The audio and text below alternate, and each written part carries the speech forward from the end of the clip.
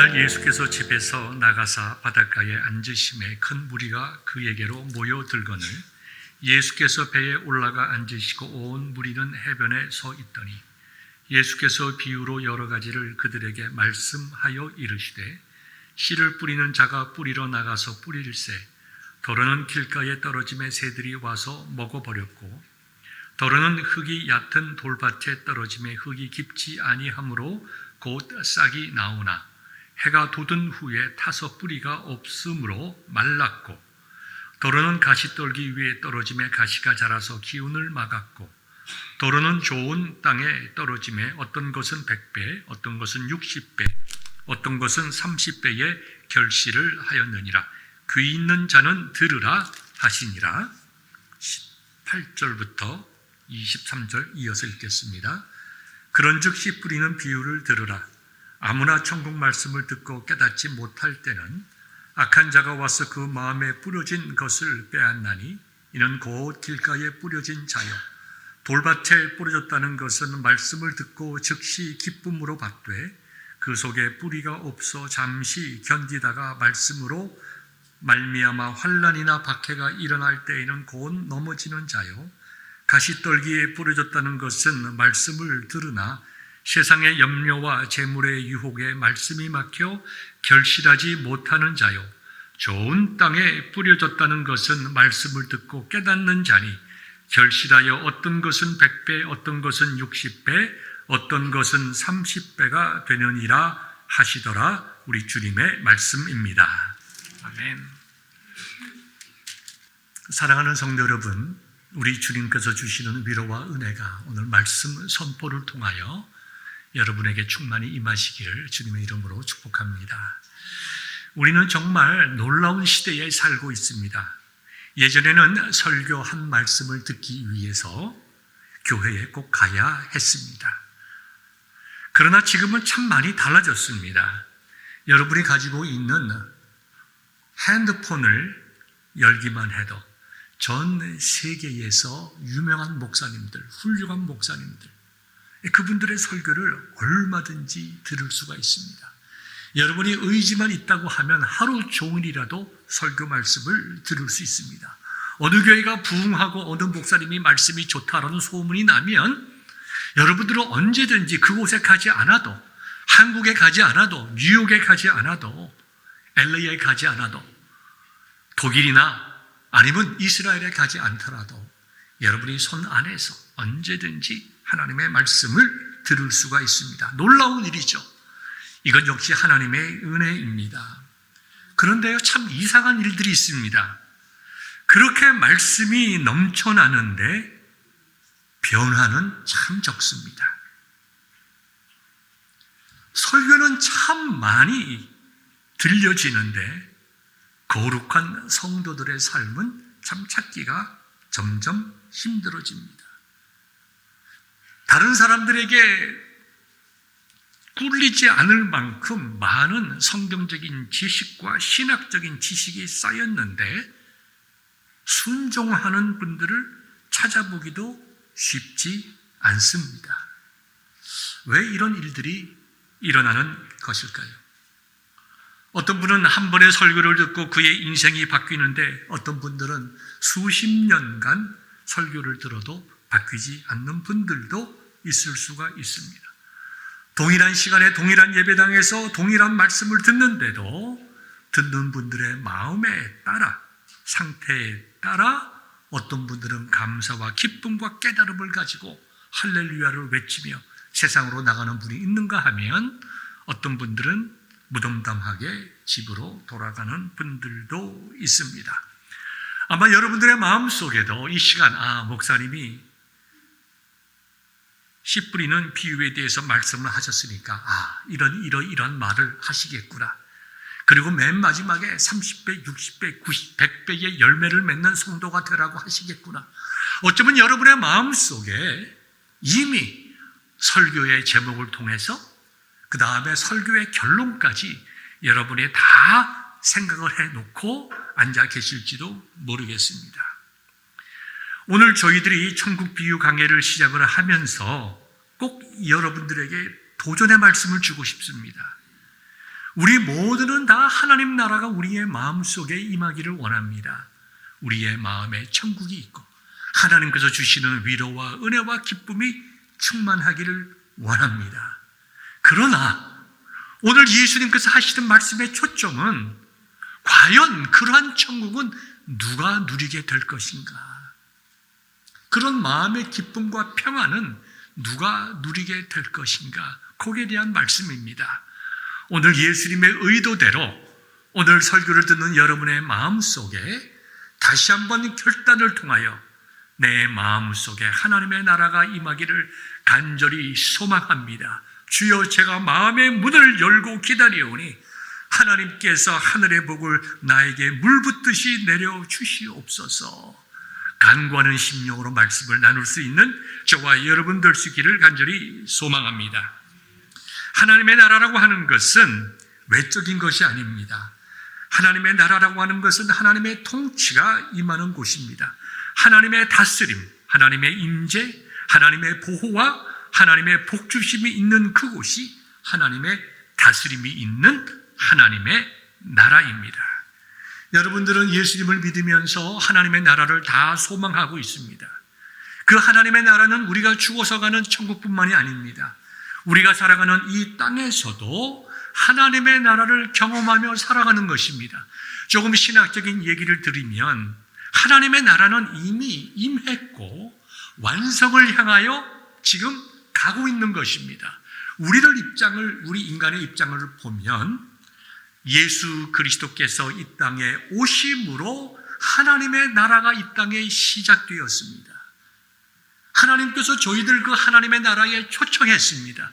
예수 그리스도의 십자가의 보혈을 통하여 천국 백성이 되게 하셨기 때문에 이미 우리는 하나님 나라를 경험하며 살아갈 수 있게 되었습니다. 그래서 우리 구원받은 하나님의 백성들은 이 땅을 살아가는 동안에 하나님께서 나와 함께 하심, 하나님의 임재하심, 하나님의 복주심, 은혜 주심, 하나님의 용서하심, 하나님께서 나와 함께 하시며 이끌고 가시는 그 천국을 이 땅에서 경험하며 살아가게 하십니다.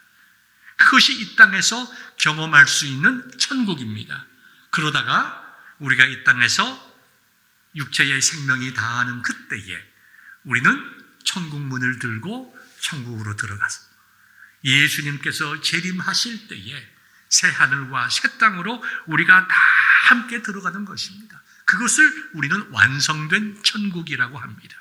그러니까 이미 이 땅에 온 천국과 완성된 천국 사이에서 완성되어 가는 그 과정에 저와 여러분이 살아가면서 이 땅에서 미래에 완성될 하나님의 나라를 맛보며 살아가는 것이다.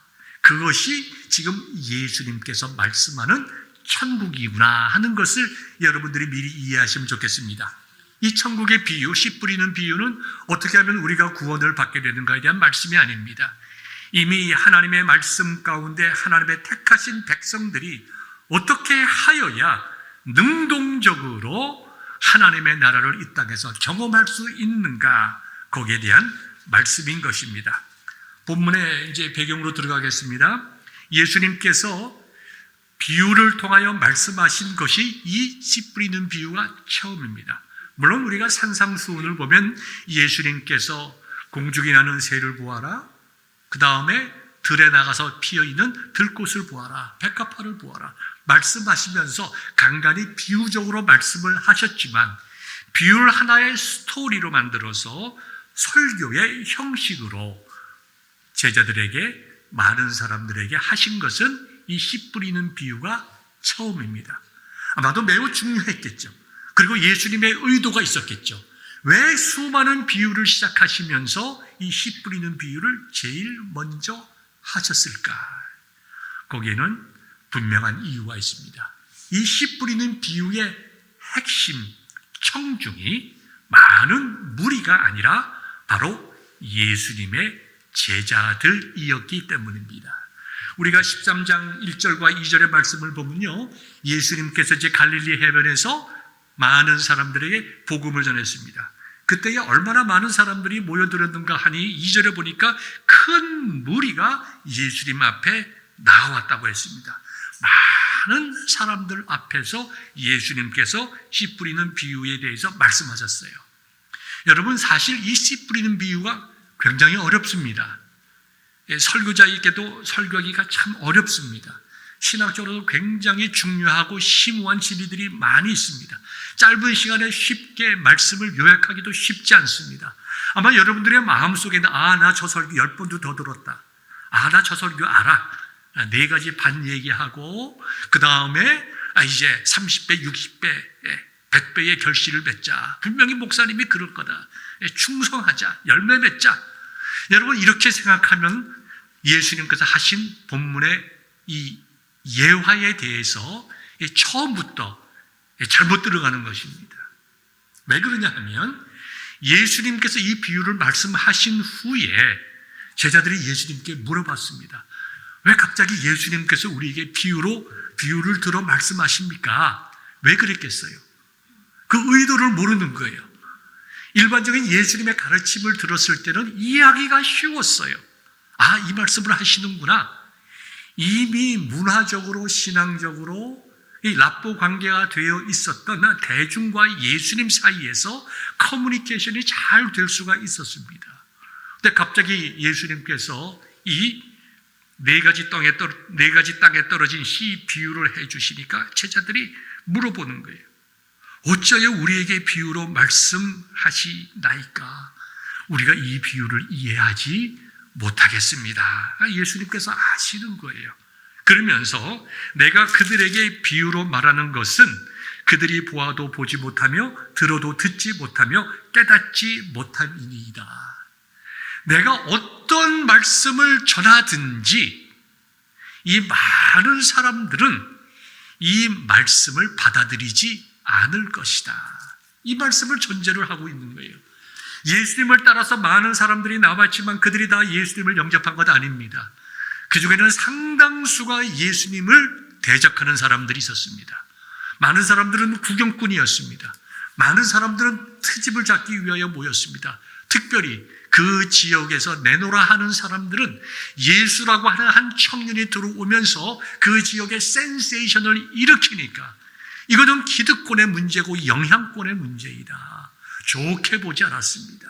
그렇기 때문에 예수님께서 가시는 곳곳마다 많은 사람들이 모였지만 다 예수님에 대하여 긍정적인 생각을 가지고 있는 분들이 아니셨다. 그래서 예수님께서 하시는 말씀을 흠을 잡기 위해서 준비하고 있는 바리새인들과 여러 종교 지도자들도 있었다는 것입니다.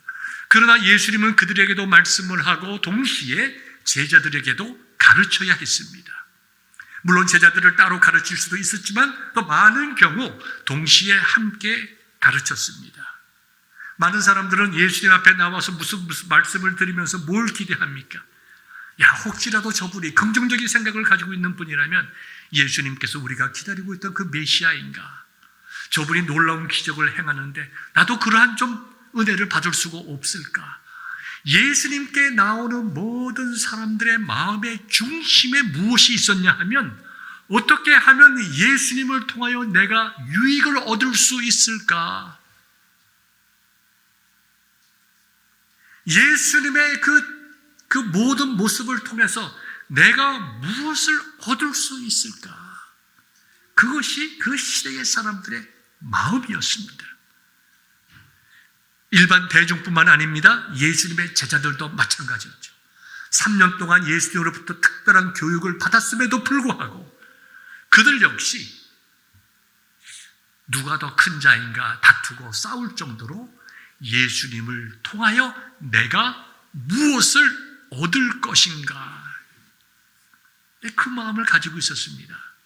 그런데요, 미리 말씀을 드리지만 이 4가지 밭의 비유는 그러한 마음을 가지고 있는 자들에게는 너희 그들의 마음속에 천국의 기쁨과 영광과 은혜와 능력이 임할 수가 없다라는 것을 말씀하고 있는 거예요. 대중의 요구와 예수님의 마음 간에 얼마나 큰 괴리가 있습니까? 오늘도 마찬가지 아닙니까? 다 성도들이 교회에 나오지만 다 나오는 목적은 다를 수가 있습니다. 물론 신앙생활을 하면서 우리의 모든 신앙적인 목적과 예배하는 이유와 다 하나로 정리가 되죠. 우리가 예수 그리스도 안에서 한 마음 한 뜻으로 하나님을 예배하며 예수 그리스도 안에서 한 마음 한 뜻으로 서로 격려하며 위로하고 손에 손을 잡고 찬송하며 세상의 빛과 소금이 되고 한 마음 한 뜻으로 하나님 나라를 향하여 걸어가며 주님 부르시는 그날까지 우리는 하나님을 찬양하며 좋으신 예수 그리스도의 십자가를 세상에 선포하는 것, 그것으로서 다 정리가 되는 것입니다. 아마도 우리 교회의 성도들은 거의 대부분 이런 마음들을 가지고 계시리라 믿습니다. 정말 립 서비스가 아니라 진실로 저는 그렇게 믿고 있습니다. 우리 성도들의 거의 대부분은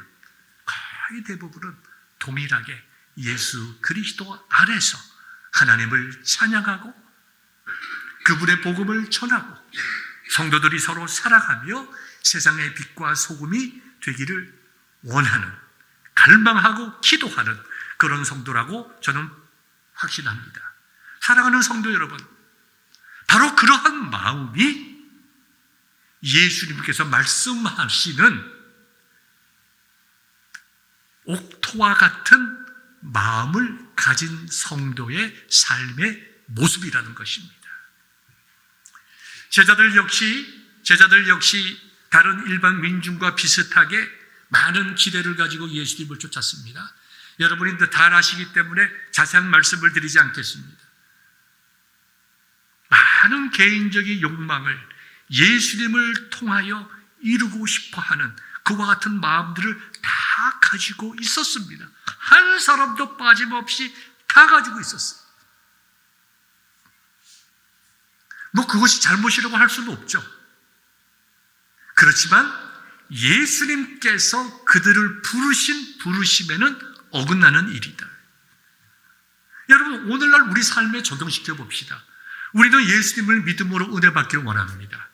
우리는 예수님을 믿음으로 또 우리의 마음의 평강을 누리기가 원합니다. 잘못된 일인가요? 아니지요. 저와 여러분들은 하나님 앞에 간절히 기도함으로 우리들의 육신의 병이, 마음의 병이, 정신의 병이, 영적인 병이 낫기를 소망합니다. 우리 그것을 위해서 간절히 기도합니다. 잘못된 일입니까? 아닙니다. 우리에게 필요한 일입니다. 우리는 이 땅의 물질을 위해서 기도하고 자녀들을 위해서 기도하고 거룩한 일들을 위해서 기도하고 성도들을 위해서 기도합니다. 처음부터 끝까지 우리에게 필요한 일용할 양식으로부터 시작을 해서 우리의 삶에 필요한 그 모든 것을 구하는 일이 다 합당한 것입니다. 그런데 그것만을 구하기 위해서 우리가 하나님을 섬기고 예수님을 따른다고 하면 그거는 예수님 시대의 제자들과 다를 바가 없다. 우리는 분명히 오늘 저와 여러분들은 예수님께서 주신 비유의 핵심이 무엇인가? 예수님께서 제자들을 부르셨을 때는 부르심의 이유가 있습니다. 그것은 그들이 살아가는 동안에 필요한 것들, 그 다음에 그들이 누려야 할 인간적인 행복, 그 많은 것들이 다 귀하고 가치 있는 일이고 예수님도 그들과 함께 다니시면서 함께 웃으시고 즐거워하시고 보람도 느끼시고 기쁨도 느끼시고 병든 자들이 기뻐하는 모습을 보고 즐거워하기도 하시고 다 우리 모든 사람들과 함께 동일한 행복과 기쁨을 누리고 추구하셨지만 거기에서 만족하는 것이 아니라 예수님의 제자들은 또 다른 것을 위하여 그들의 삶을 드리라고 부르심을 받았다는 것입니다. 여러분, 다 마음속에 천국을 누리기를 원합니다. 예수님 믿지 않는 분들도 물어보세요. 당신은 마음의 천국을 누리기를 원합니까? 다 그렇다고 우리 얘기를 하죠. 그러면 예수님을 믿지 않는 다른 사람들이 원하는 마음의 천국, 세상에서의 천국 같은 삶이 뭘까요? 제일 중요한 게 건강이겠죠. 그 다음에 물질이겠죠. 자녀들이 잘 되는 것이겠죠. 하고 싶은 것 다 하는 거겠죠. 그 다음에 자기가 원하는 뜻을 다 이루는 것이겠죠. 나이 들면 오랫동안 건강하게 살다가 하고 싶은 일을 잘하다가 죽을 때도 마음 평안하게 편안히 죽는 것. 그게 뭐예요? 세상 사람들이 추구하는 행복이요, 세상 사람들이 추구하는 복이에요. 축복이에요. 그런데 만약에 저와 여러분들이 세상 사람들과 동일한 축복으로 인하여 우리의 삶이 만족하고 그것을 위하여 예수님을 믿고 신앙생활을 한다면 우리와 세상 사람들과 다를 바가 뭐가 있을까요? 세상 사람들은 자기의 힘으로 그와 같은 천국을 이루려고 할 것이고 우리는 예수님의 도움으로 인하여 천국을 이루려고 하기 때문에 다른 겁니까? 아닙니다. 가장 중요한 것은 내 마음의 주인이 누구인가? 내 마음의 주인이 누구인가? 내가 내 인생을 스스로 개척해서 살아가는 것인가? 나쁜 것은 아니죠. 그러나 그것보다 더 중요한 것, 내 인생을 이끄시고 인도하시고 복 주시는 분은 하나님이시다. 나는 그분에게 붙잡힌 바 그분의 자녀요 백성이요 그분의 정말 그리스도의 제자이다. 여기에 대한 생각이 다르기 때문에 저와 여러분들은 세상의 가치와 다른 삶을 살아가는 것입니다. 저와 여러분들은 세상의 목표가 분명한 사람들입니다. 여러분들에게 이렇게 얘기를 하면 아주 좀 쉬울 것입니다.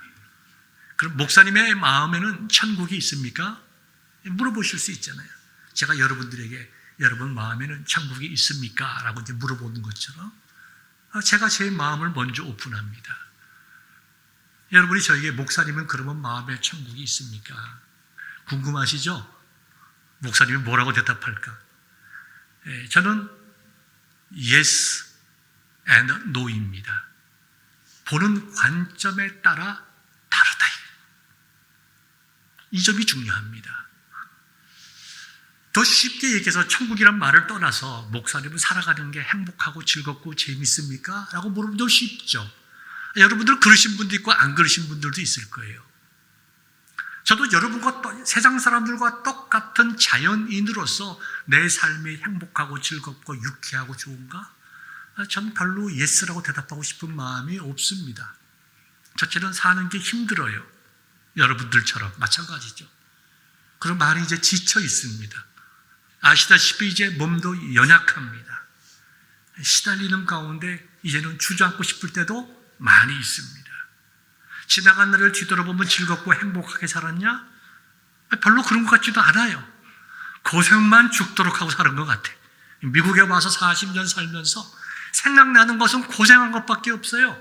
뭐 재밌는 기억이 별로 없습니다. 그러나 다른 각도에서 보면 나는 제 마음속에 천국이 있어요. 내 마음속에 감사함이 넘쳐요.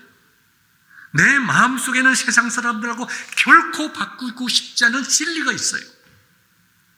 제가 자연인으로 보면 고생도 하고 힘도 들고 지치기도 하고 여러 가지 여러 모양으로 정말 다시는 뒤돌아보고 싶지 않은 일들이 많이 있었지만 그럼에도 불구하고 하나님께서 나를 이곳까지 인도하시고 이렇게 연약하고 죄 많은 인간을 사용하여 주시고 무엇보다도 하나님의 나라에 대한 확신을 주시고 내 인생을 살아가면서 무엇이 가치 있는 일인지 분명하게 깨닫게 하시고 힘들고 어려움에서도 포기하지 아니하고 그 길을 가게 하신 것이 하나님의 은혜다.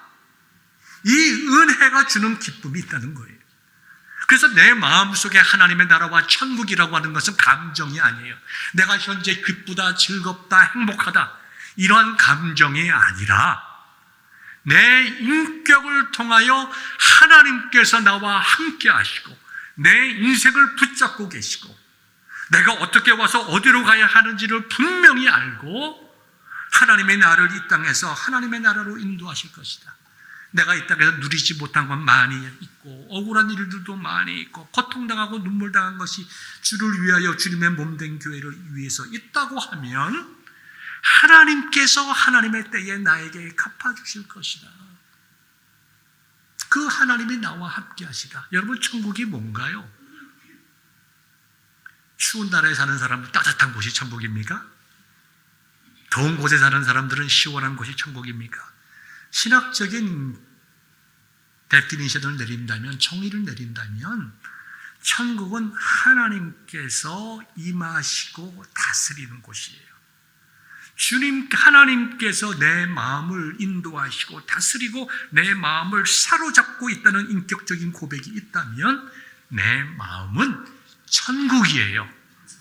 이걸 여러분들이 기억하지 못하면, 이걸 깨닫지 못하면 우리가 추구하는 천국이나 세상 사람들이 추구하는 천국이나 다를 바가 하나도 없는 거예요. 그건 주님의 가르침이 아니에요. 주님께서는 예수님의 제자들이 들으라고 하는 거예요. 많은 대종들은 들었지만 그들은 깨닫지 못한다. 그들의 마음에는 들을 마음이 없다. 들을 귀가 없다. 그러나 너희들은 들을 귀가 있지 않느냐? 너희들은 지금 진리인 나를 보고 내 음성을 듣고 있지 않냐? 너희들은 참 복된 사람들이다. 얘들아, 천국이라고 하는 곳은 말이야, 씨가 땅에 떨어질 때에 그 씨가 잘 자랄 수 있도록 정말 부드럽고 영양가가 많이 있는 그런 땅과 같은 곳이야. 너희들의 마음이 그와 같이 부드럽고 영양가가 많은 땅이 된다고 하면 진리의 말씀이 너희들의 삶을 통해서 자라게 될 것이고 열매를 맺게 될 것이야. 내가 너희에게 주는 미션, 너희에게 주는 인간적인 행복과 보람을 떠나서 내가 너희를 부르신 그 사명을 너희들이 어렵고 힘들더라도 정말 넉넉하게 감당할 수 있는 힘과 능력을 가지고 찬송하며 너희들이 맡겨진 일을 잘 감당해서 많은 열매를 맺게 될 것이다. 너희들이 그렇게 진리의 말씀에 대해서 왜곡되게 생각하지 말고 그 말씀에 대해서 듣고 깨닫고 순종하는 자가 되어라. 너희들이 말씀을 깨끗하게 듣고 순종하여 실천하면 씨에는 생명력이 있어서 반드시 자라게 되고 많은 열매를 맺게 될 것이다. 열매 맺는 것이 목적이 아니다. 무엇이 목적이고 중요한가? 너희들의 마음을 잘 보살피라. 이게 예수님께서 주시고자 하시는 메시지예요. 제자들에게 주신 메시지고 오늘 이 시간 저와 여러분들에게 주시는 메시지예요. 여러분, 본문 속으로 잠깐 들어가 보면 네 가지 밭이 나오잖아요. 길가밭, 돌짝밭, 가시밭 같은 것, 그 다음에 좋은 땅에 좋은 밭이 있습니다. 우리가 자세하게 나눌 수 있겠죠. 그러나 그것을 좀 생략하겠습니다.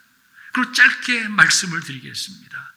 길가밭 같은 길가의 길가밭이라고 하는 것은 뭘 의미하는가 하니까 하나님의 말씀을 근본적으로 거부하는 것입니다.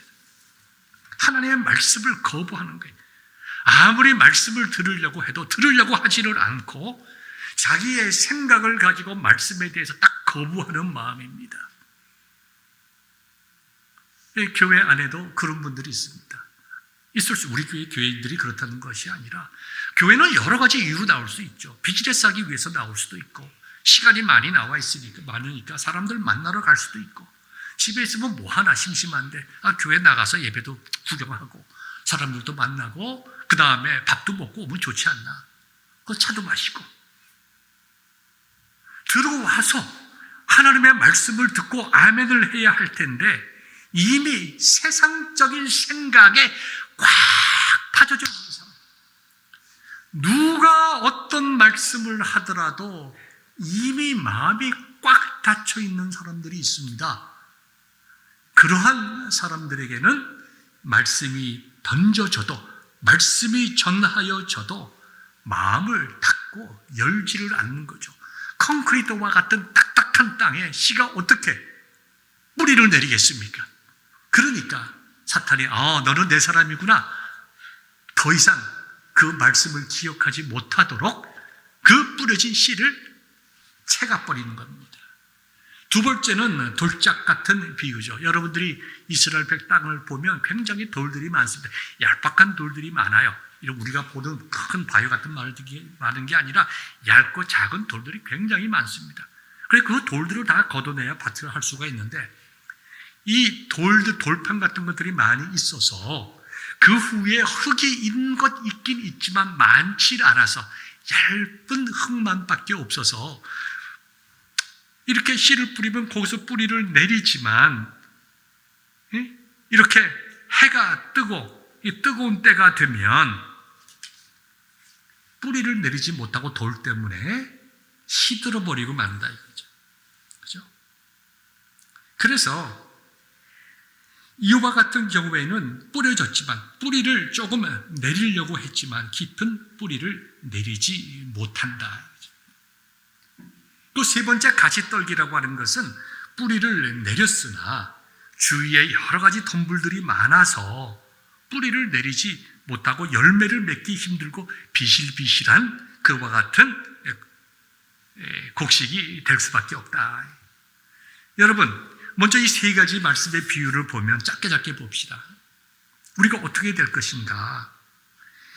우리의 마음 속에는 이 네 가지 밭이 다 있습니다. 여러분들에게 성경 공부를 통해서 많이 말씀을 드렸지만 예수님은 이 네 가지 독립된 밭을 얘기하는 것 같지만 동시에 이 네 가지 밭은 한 밭이에요. 즉 우리의 마음이라 이거죠.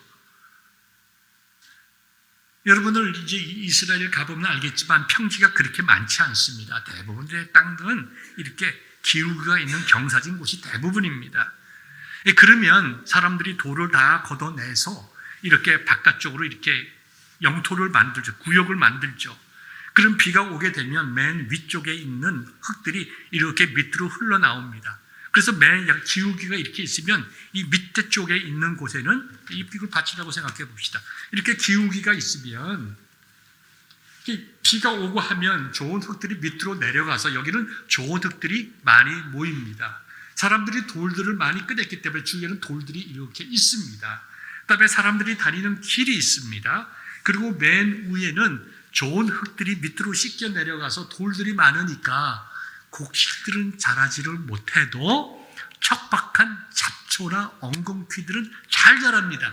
그래도 여러분들 집에 보면 잔디 보시면 알잖아요. 잔디는 죽어도 잡초는 살아나잖아요. 죽지 않고. 그만큼 강한 거죠. 그러니까 이 네 가지 밭은 독립적인 한 밭이 아니라 우리들의 일반 사람들의 마음이라고 할 수가 있습니다.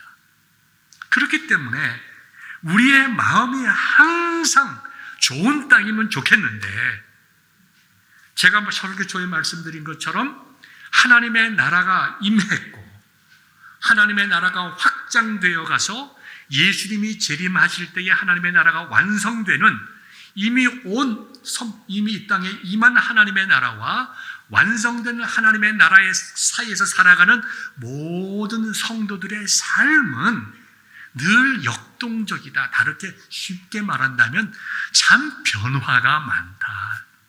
우리들의 마음이 항상 옥토와 같은 땅에만 있으면 좋겠지만 그렇지 못하고 우리의 마음 속에 누가 갖다 던져놨는지 돌짝밭도 생기게 되고, 언제 그랬는지 정말 내 마음이 굳어져 있고 나도 모르는 사이에 여러 가지 가시덤불이 잔뜩 살아가지고 내가 하나님의 백성인지 세상 사람들이 구별되지 않는 생각과 말과 행동들을 하며 살아갈 때가 많이 있잖아요.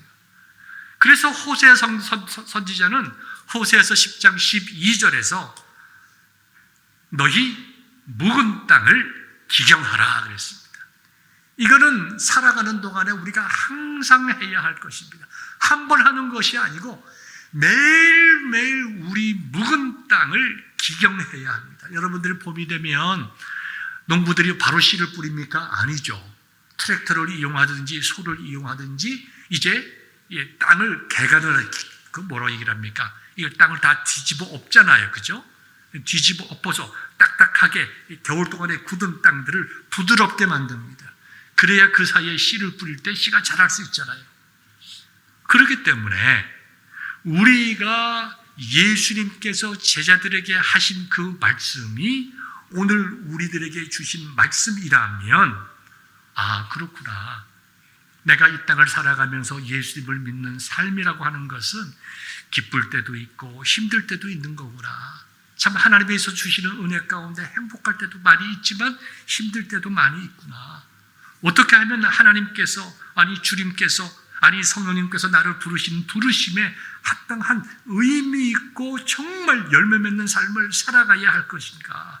우리들의 마음의 밭을 뒤돌아볼 줄 알아야 돼. 예수님께서 제자들에게 그것을 말씀하는 거예요. 너희들은 나의 제자들이다. 부름받은 제자들이다. 너희들은 이 많은 대중하고는 다르다. 너희의 마음은 옥토와 같이 되어야 한다. 너희들의 마음이 옥토와 같이 되어야 너희가 열매를 맺는 삶을 산다. 그 말씀하는 거예요. 우리에게도 동일한 말씀 지금 하고 계시는 것 아닙니까? 씨가 문제입니까? 어떤 분들은 이렇게 얘기를 합니다. 아니 그 씨가 딱딱한 땅을 뚫고 들어가는 힘이 있어야지. 땅이 무슨 죄인가? 아니 그 씨가 엉겅퀴를 뚫고 올라와야지. 씨가 말씀이고 예수님이라고 진리라고 하면, 여러분 그거는 비유의 초점을 잘 모르시는 것입니다. 예수님께서 비유하실 때는 의도가 있는 거예요. 이야기를 통해서 하시는 의도가 있는 거예요. 씨는 다 똑같은 거예요. 다 완전하고 완전한 말씀이고 완전한 복음이고 예수님 자신인 거예요. 그리고 그 씨가, 즉 그 말씀이 내 마음속에서 자라서 내가 많은 열매를 맺는 것에 대해서는 내 마음의 상태이고 나의 책임이라는 거예요. 그러므로 제자들에게 정신 똑바로 차리고 이제부터는 너희들이 내 말씀을 똑바로 듣고 순종하고 행하는 자들이 되어야 된다. 그 말씀을 제자들에게 하신 것입니다. 저와 여러분들의 마음속에 길가 같은 마음이 혹시 있다고 하면 우리는 기도해야 됩니다. 하나님의 말씀이 내 마음속에 와닿지 않을 때에 주님, 제 귀를 열어주옵소서. 내 마음의 귀를 열어주시고 내 마음의 단단함을 뒤집어 주옵소서. 그래서 주의 말씀에 순종하게 하옵소서.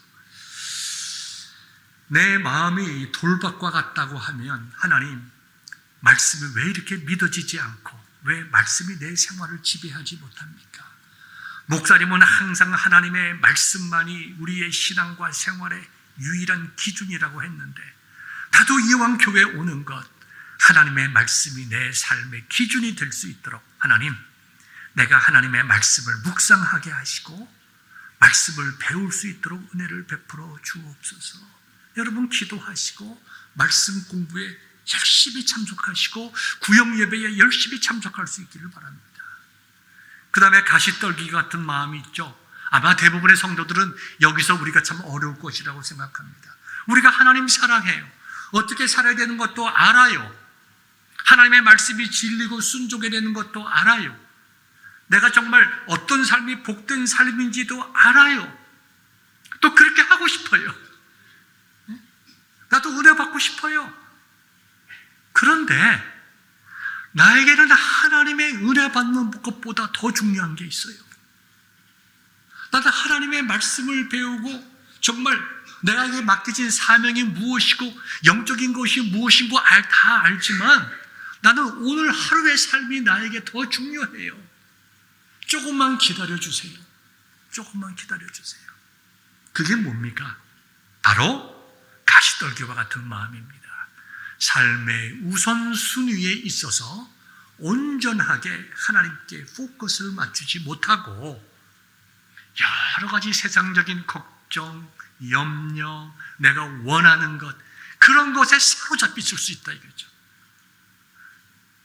그런 사람이 있고 아닌 사람이 있고 하는 것이 아니라 우리들의 삶의 과정 속에서 우리들의 인생이 어려울 때 열심히 기도하잖아요.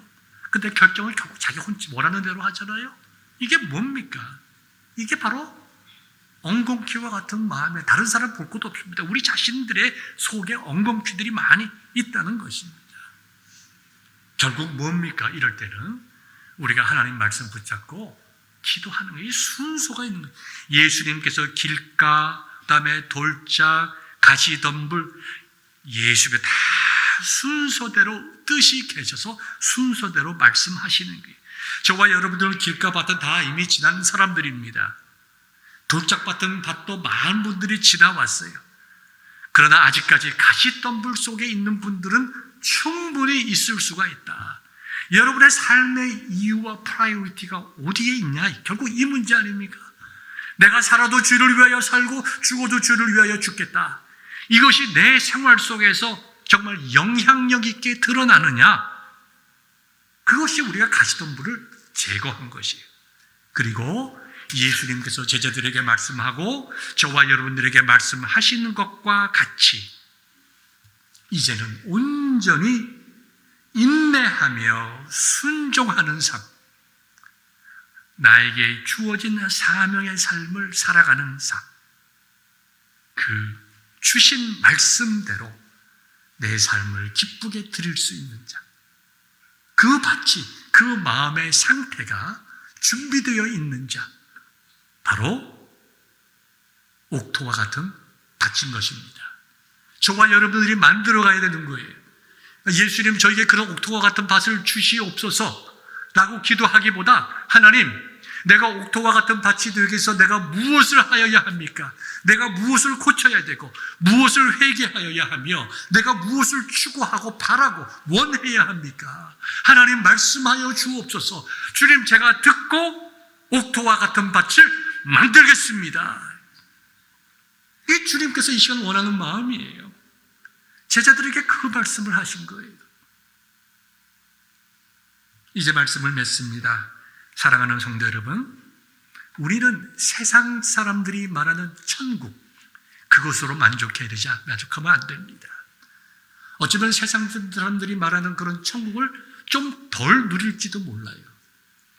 결국 예수님의 제자들의 마음은 길가 같은 마음이었지만 돌밭과 같은 마음으로 자라났고 가시떨기와 같은 마음으로 변하여 갔으며 결국은 성령의 충만함을 받아 좋은 땅이 되었어요.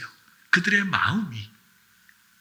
그래서 그들은 예수님께서 성령을 통해서 예수님께서 하신 말씀을 다 기억해냈어요. 그래서 말씀을 기록했어요. 그리고 그들의 삶을 들여서 정말 참으로 하나님 나라의 12 사도로서의 귀하고 아름다운 위치를 차지했습니다. 여러분들은 어떤 삶을 살기 원하십니까? 세상적인 것 필요하죠. 세상의 행복, 보람 필요하죠. 예수님 믿는다고 그런 걸 못 누리는 건 아닙니다. 우리가 또 가져야, 있어야 남을 위해서 나누어주는 것입니다. 그러나 그 모든 것들이 진정한 의미를 가지기 위하여 우리의 마음이 하나님께서 주시는 말씀을 온전히 믿고 순종하고 행하여 나가는 삶이 되기 위하여 기도하는 자들, 훈련받는 자들, 하나님의 인도와 은혜를 구하는 자들이 되어야 하는 것입니다.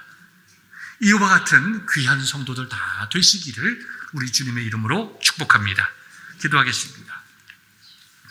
좋으신 하나님 아버지, 저희들이 말씀을 들었습니다. 이 말씀대로 살아낼 수 있도록 하나님 저희들에게 은혜를 베풀어 주옵소서. 예수님의 이름으로 기도하옵나이다. 아멘.